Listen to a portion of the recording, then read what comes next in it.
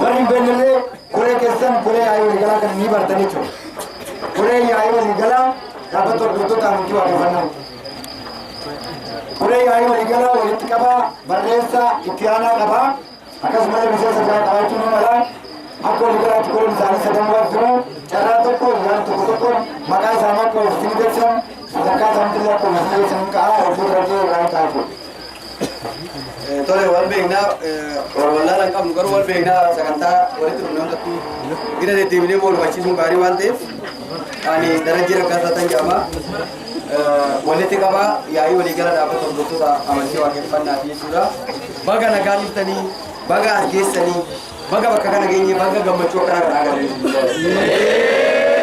ammallee warra kana jalaa arguu nu haa taasisu waan ni ja'a argu dua kali suat ninja. Sini lemu karena ada kita deemtanii kabootanii dhaabbata keessa deemtanii galmoonni keenya hundi keessanii bakka bu'oonni galmoota keenyattis ta'e namoonni immoo jaalattoonni amantii waaqeffannaa taatanii bakkee adda addaa irraa deemtanii asitti argamtan jechuudha. Miseensa galmaatti soo ta'uu baattan ammallee immoo namoonni amantii waaqeffannaa illee fudhatin ormi kun obboleewwan keenya jeettanii warri as keessa jirtanii illee hoo jiraattan hundi keessanuu baga as geessanii baga gammadanii isin jira. Galatooma.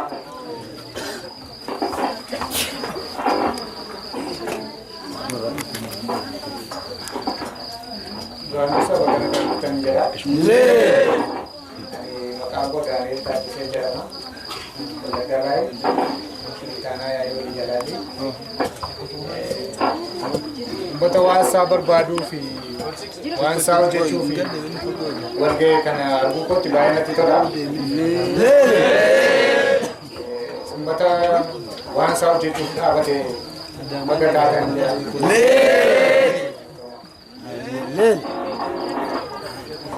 Tole galatooma maqaan koo gammachuu mokonnin jedhama gaheen koo barreessaa yaa'ii waliigalaati. Tole kanatti aansee waan dubbadhuuf gammachuun guddaatu natti dhaga'ama. Wanni jechuullee barbaadu xiqqummaa jechuudha. Hunda dursa kallattii garaagaraarraa waan ofii keessaniif jettanii sagantaa dhaloota keessaniitiif jettanii bu'aa bahii hedduu keessa baatanii baga nagaan dhuftanii baga ittiin isin ga'een isiniin jedhaa jechuudha.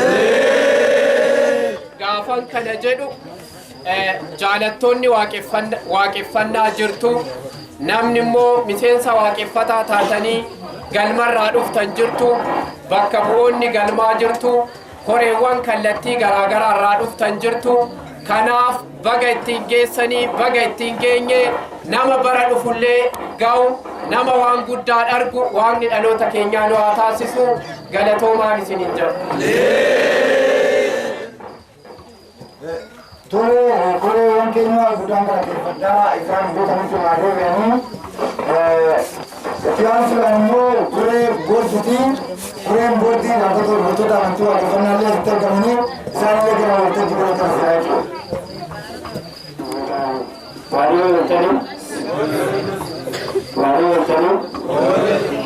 Nagaan nu akan promosi, nak mau nagaan muncul, nagaan nu beri cecah. Orang ini ala raja kau berasa macam macam tu. Orang Muslim ini sebut tiga macam itu, hanya tiga kamu, umat hanya tiga kamu ini ada. Namni orang kati, makasa kati, ada sa kati, ini walali. Jechoota hiika itti kenne mana maqaa addaatiin waamamaa ture amma immoo of beekee of argee osoo jirru jiraata of keenya agarree warratti dachaalee mana keenya galma keenya goonee jiraanne waan garan naa goon jedha. Of wallaaluu keenya kan ragaa nu bahe harargee goonee yoo kanaaf waan jennu wallaalle uummata baay'ee kan isaanii osoo beekan of hin jennu iyyuu abboo ati islaama moo amaara jennee wal gaafanne malee oromoodha kan jedhu dagannee turree jedhanii yaada kana seenaa dabarti keessa bakanii bu'aa turanii namni of wallaalee sabummaa isaa wallaalee ati islaama moo amaara jedhee sabummaa fi amantii wal keessa bakanii akka jechuullee rokkaa bahee bokkan keessa turree fi odoon tu'in odoon dabrin rabbiin odoo jirru immoo waan jechuudha jijjiirama fidee uummata kan agarsiisaatiin namni hunduu haa gammatu ammallee gammachuu tuqachuun tumaataatu kanaaf ka uummanni oromoo agarsiisuu agarsiisuu afaan tokko kanaaf jiran argama keenya waan dhuga dhugeen ammas walumaanuu ajiraachisu amantotas nama gurguruu na jedhu nama waan dhufu ilmaa dhaachisu waa taasisuudha walakama. Hundi keessanuu baga nagaan dhuftan.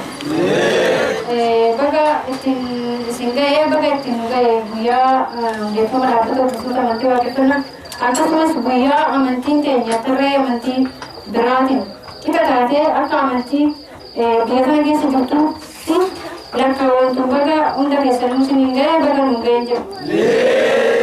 Ani maqaan kun sidsee magartuu galatuun jedhama.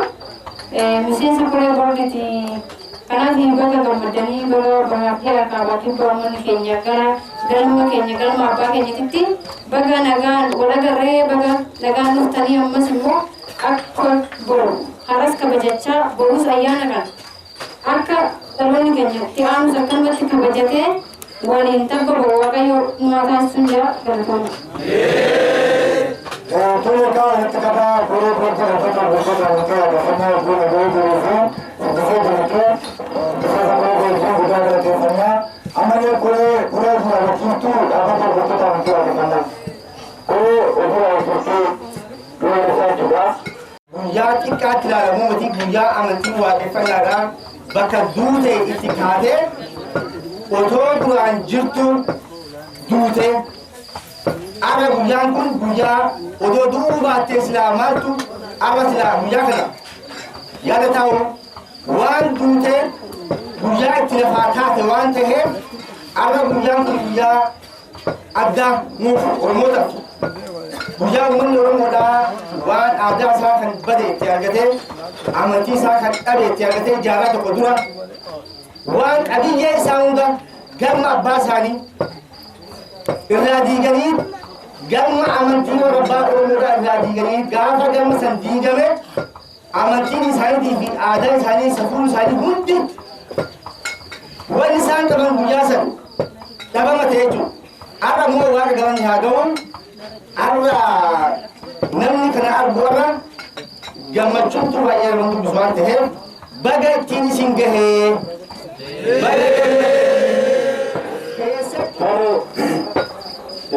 egaa guyyaan kun guyyaa seena qabeessa baga ayyaanni abbaa oromoo warra hin jirreetirraa gara ni jiraniititti waan hin dhufne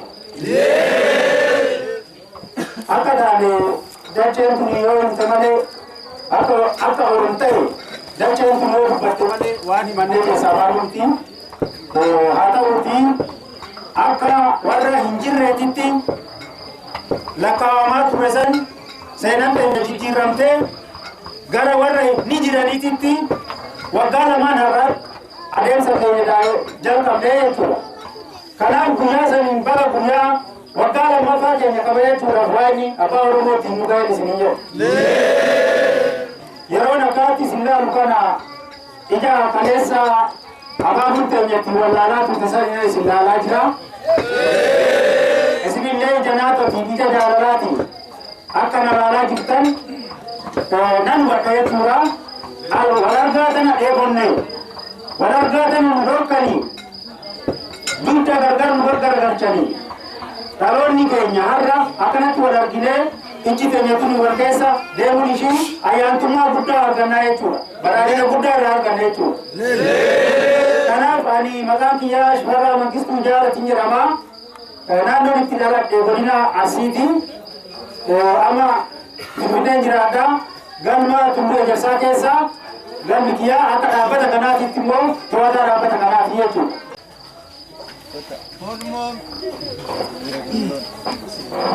Nagaa wantani? Nagaa nagaa nunta?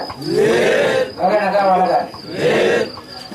Akka galma kanaatti waggaa kurnaffaa qabdanidha. Akka amma dhaabbata gosoota amantii waaqeffannaatti waggaa lammaffaadha jechuudha. Maaliif egaa hayyama argamnee wanni gochaasaa deemsifatee waggaa lamaan irraatti akka dhaabbataatti waggaa lammaffaadha. Akka galma kanaatti waggaa kurnaffaa qabdan waan ta'eef baga walumaan hin geenye. Baga karena naga kore buku lagi naga nama wanu fi jatana warga kulit teruse wanu kita naga tapawa semua agor nama orang mantap beberapa kaya rudo semua agor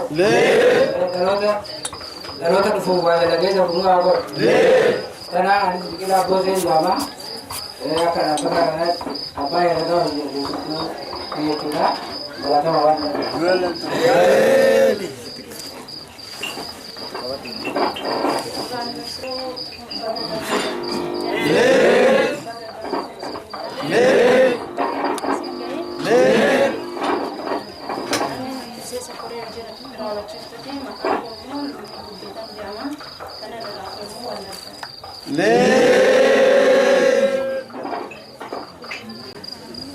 amma ko giddu galesa lita itula godina jimma iluba mori godina wallaga alfan irra giddu galesa lita war rustan wal mujetto digit wal lita na bi bekira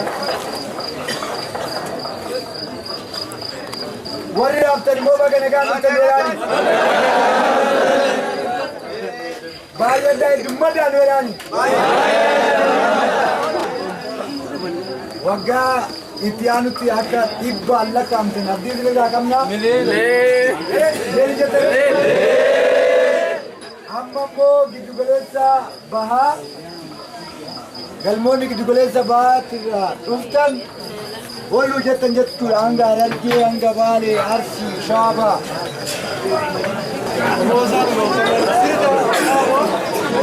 woga naga nutangrani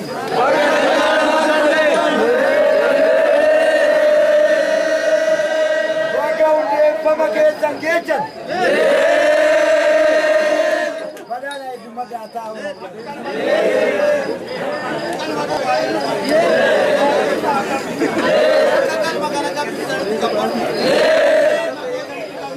Kita nak malu tinggal ni kurang mereka lewat dah mikir luar. Mereka kan mikir luar.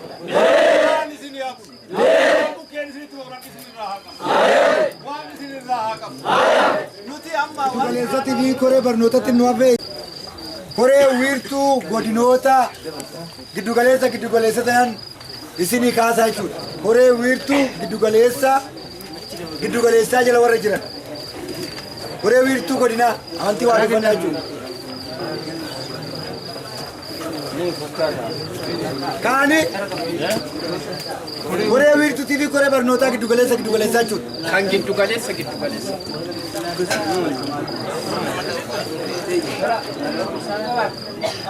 Koreen barnootaa giddugaleessatiif koree wiirtuu godina giddugaleessa. Baga nagaan dhuftan isaan illee warra hojjetee galma baga nagaan taadha galatoomadha. Amma immoo koree wiirtuu godina bahaa giddugaleessa bahaa jechuudhaan Harargee lixaa fi kan bahaa kanaa jechuudha. Koree barnootaa wajjin lafaa lukaa jechuudha. Koree giddugaleessa bahaa barnootaa.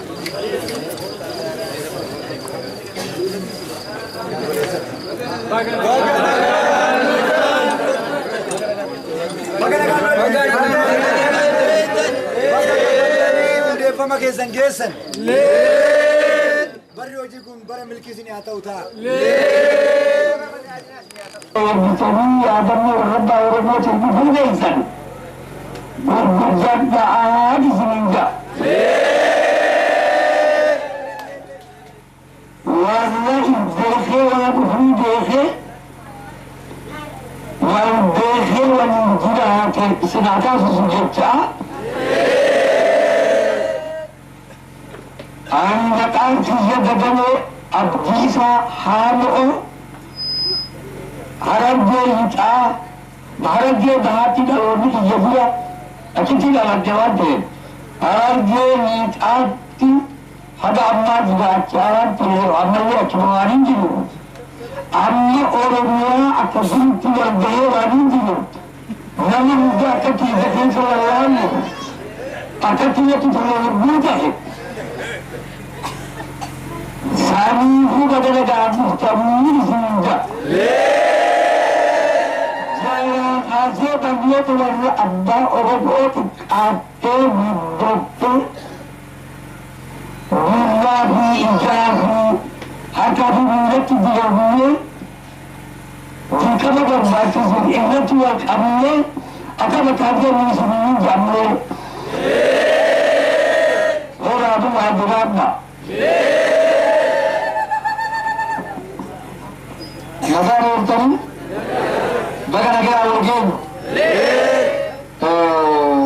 Kuree amma dura of barsiisan kuni maqaa isaaniitii fi baga siniin gaheedha malee qooda hojii isaanii isinii waan beeksisan hin seenu. Maalumatu dhagahin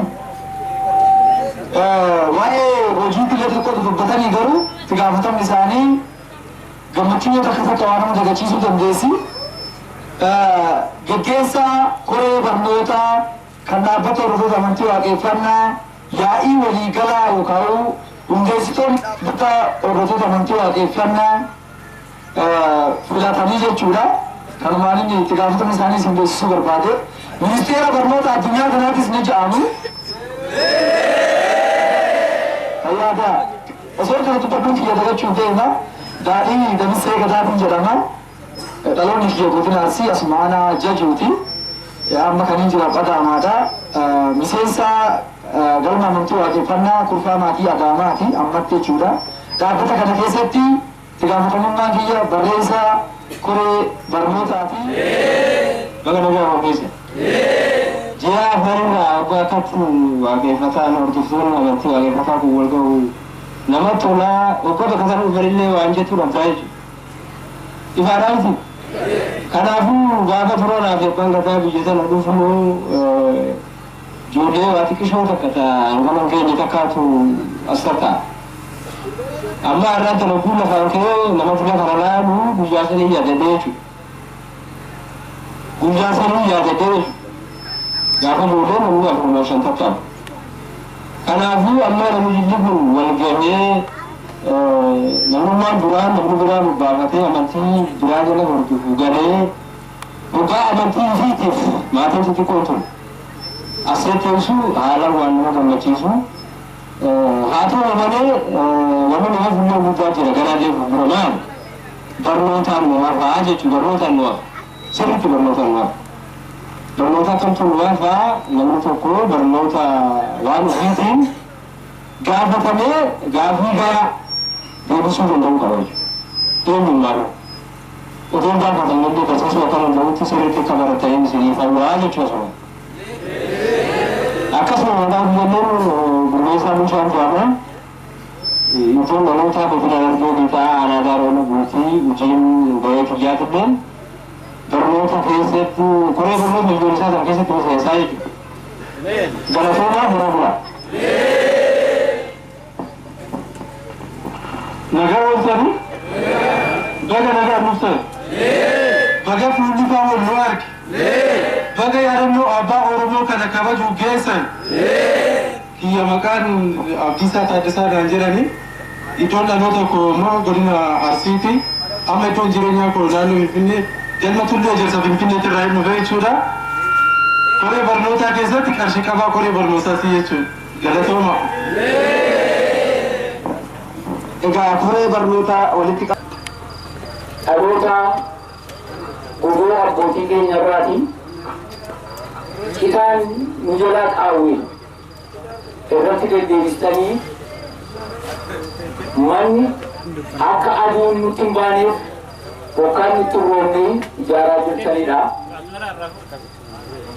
Dagalee abbootii keenyaa qaawwate dagalee taatanii kaabaa kibbaa lixaa ba'aa giddu galeessaa dagalee taatanii mana abbootii keenyaa kaleessaa ijaaraa jirtanidha. Utubaa abbootii keenyaa kaleessaa utuu waan guddaa qabnu nu jalaa jigsan sana har'a immoo wal qabannee utubaa sana dhaabaa jirrudha. Kanaaf nuti deemsi keenya beekaan tokko maal jedhaa dandeenyaan fiigee yoo fiiguu dadhabde socho'eedha tarkaanfadheedha yoo tarkaanfachuu dadhabde daa'imeedha yoo daa'imuu dadhabde immoo foqoqeedha garuu sochii kee daqiiqaa tokko yookaan sakandii tokko humnoon dhaabii jedha. Kanaaf waan jalqabnu niwukileeriin addunyaa kanaa walitti bobeellee yoo dhufe samiin balaan achirraa gadi nu sodaachisan yoo asii gadillee dhufe waan jalqabneef sakandii tokkorraa dhaabachaa jiru. Kaleessa wallaalota keenya beekaniis haa ta'u wallaalanii jarri kunii waa'ee Oromootii eessa hungaanii jarri kunii nu jedhan. Har'a garuu lafa keenya hundumtuu haa ilaalu. Addunyaan kun illee haa ilaalu. Seenaa dhaloota keessatti hirmaannee ifaajii dhaloota kun sa'aatii 24 guutuu qabeenya hin qabu. Qabeenya hin qabu. Waan ittiin socho'u qabu. Daangessuu dandeenya. Akkamitti harkaafannee fi albakkuu ta'uu dandeenya warri jedhan hundumtuu albakkuu cabsinee qabeenya isaanitti baanan nun immoo akaa'ii nyaannee konkolaataadhaan malee dhalli namaa fiigee hojjetu seedhan miillaan fiinnee kophee gaarii yoo kaa'atte malee isaan jedhan laastikiif shara kaa'annee dhaloota kanaa guyyaa har'aatiin geenye. Kun immoo seenaa keessatti warra kana hojjetan hundumtuu seenaa uummata gurraacha Afrikaa keessatti seenaa uummata Oromoo keessatti yoomiyyuu bara baraan yaadatamaaf kabajamaa jiraattu. Kun immoo kabaja waaqni isin bukkee dhaabatee ayyaantummaa isinii kenneefu. Isin immoo ayyaantummaa dhaloota keessan qabdaniif dura daftanii dammaquu keessaniin kan ka'e dhaloota keenya keessatti hojii hojjettan har'a miliyoonotaan obbooddeedhaan hiriirsitanii jirtu. Kun immoo seenaa keessatti waan guddaa gadi ta'e dinqisiifannaa guddaa waan hojjettaniif har'ayyuu galata waaqarraa argadhaa. Waaqni nu waaqeffatootadha. Galata waaqarraa barbaadna. Galata dhaloota egeree borii biyya bareedduu ijaarratee jiraaturraa immoo seenaa keessatti arganna. Kanaaf gara fuulduraatti har'a guyyaa baay'een gammadee gammachuu guddaan gammadee galmi waggaa muraasa keessatti utuu waa takka hin qabaatiin dhugaa duwwaa qabatee socho'ee addunyaa kana keessatti warri kaan waggaa 500 warri kaan waggaa 5,000 wal ijaaran dhugaa qabatee kanaan fuuldura dhaabbatee har'a waan kan saatii isa cabee dabe isa kaleessa kufee balleessanii har'a kana hojjechuun danda'anii jedhanii warra dubbatan hundumtuu nuti immoo hin dandeenya hiikaan seedhaanii nutis akka addunyaa kanaatti eenyuunuu waan hojjennu irratti hin dandeenya. Biyya keenya ijaaruu hin dandeenya, duudhaa keenya kaasuu hin dandeenya, seenaa keenya wal qabuu hin dandeenya, duudhaa keenya wal qabuu hin dandeenya, ayyaantummaa keenya ayyaantummaa abbaa Oromoo isa lafaaf labeen isaanii kaleessa irratti dhiisanii deeman kana addunyaa irratti mul'isuu hin dandeenye. Kanaaf kanarratti wal qabannee wal ijaarree wal tumsinee kaabaa kibbaa lixaabaa giddu galeessaan ciminaan yoo hojjennee yeroo gabaabaa keessatti soba dhara waan hundumaa nurratti marfatee jiru cabsinee addunyaa kanatti dhaloota kabajamaaf jaallatamaa kaleessaa abbootiin keenya irra deeman akka deebisnu imaanaa guddaan qabaa. Baay'ee gammadeera. Baay'een isin jaalladhaa. Galatoomaa horaa bulaa. Guddaan keenya warri abbootii gaggeessaa giddu galeessa lixaa dhaabbatu hordoftoota amantii waaqeffannaa obbo Ittaanaa obbo Gammachiis Ittaanaa guddaa galateeffannaa haa jiraatanii haa kormamanii jenna jechuudha. Akkanumatti kan nama godinoota babal'aa gurguddaa lixa Oromiyaa san keessatti hojii guddaa hojjetanii bara itti aananitti dhaloota 10,000 lakkaa'amaniin akka isaan hundeeffama keenya kabajnu nunaa ga'uun jedha. ammallee namni carraa qabdan nama lama jechuudha akkaataa galmootatiini namoonni lama harka baasanii jiru waan ta'eef isaaniif carraa kana kenna daqiiqaa sadi qabdu obbo Alamuu Ambassee galma isaatii fi gahee isaa himaa itti aan immoo tokkummaanis akkasumaan itti fufaa daqiiqaa sadi goota.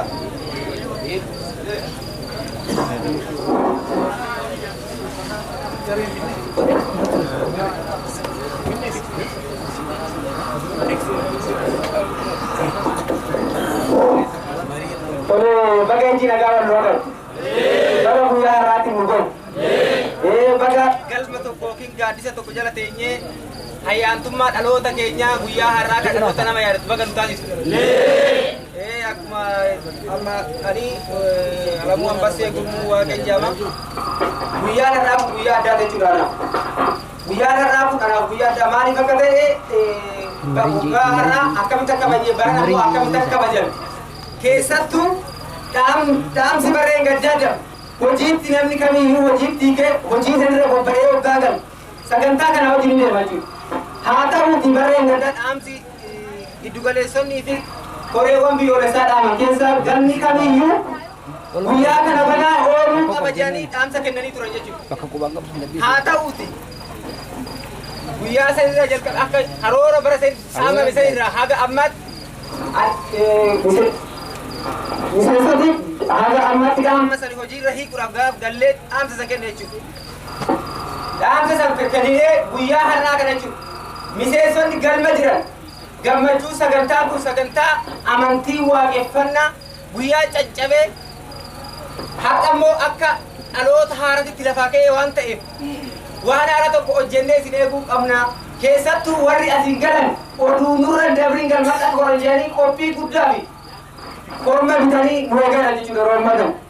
Kanaaf akkanarratti jira isa harkisuu tokko suuraa inni dabalee Alamuu guddaa nama eegamu jiruun beekaa yoo jira ajaamarraa gara walitti adabdu waan ta'eef warri eegaltan akka waamicha dhalootaa kanaa akkumaa matuma gabatanii fuuldinaa gara tokkoon itti fufamu.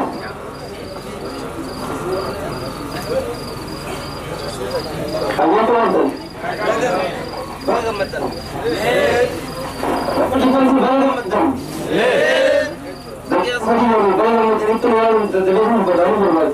akkanas Ayyana men akkuma gammachisa. haadan harkisii Kana ol wanna dubbiin hafe ibsoon ta'in keessatti milkaa'uu barbaanneeti galmee irratti galmaa'uuf jecha haadan harkisii hin harkisii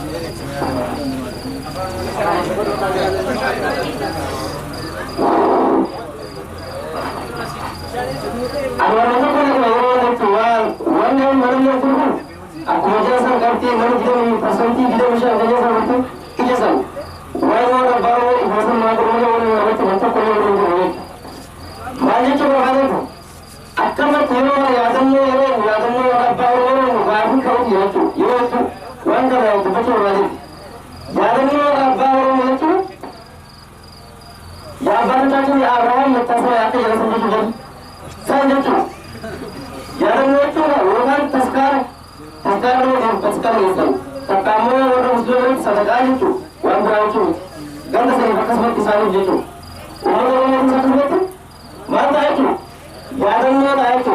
Orang saya wakil panas terus muslimat kami agar menjalan. Dia tu orang menjalan. Namun orang kena buat ke masa yang ada itu. Apa orang rakati bonnet itu pun bukan agak jenuh sebab kita perlu bayar dana itu. Dia tu orang yang agak jenuh. Kalau bukan katunya nanti beku tak ada sabar bayar dana itu.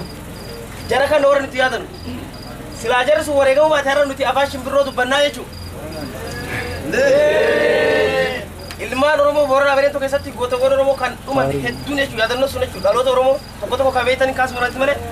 Unti sari akan tari pakai jatuh untuk kau orang kawan. Aman tumhar rela nusan le akan ngerti kalatin tun tes sukan koran. Wantar dabur sani. Hukum amantan umat orang mau wakai fata ragafen nu namo tawang kan reti rumah yadan cuntir kawan itu. Kalau wasan jenung orang manusia orang kerana ada namoota warra galataa san yaadachuun dirqama ta'aa yaadannoo san jechuudha.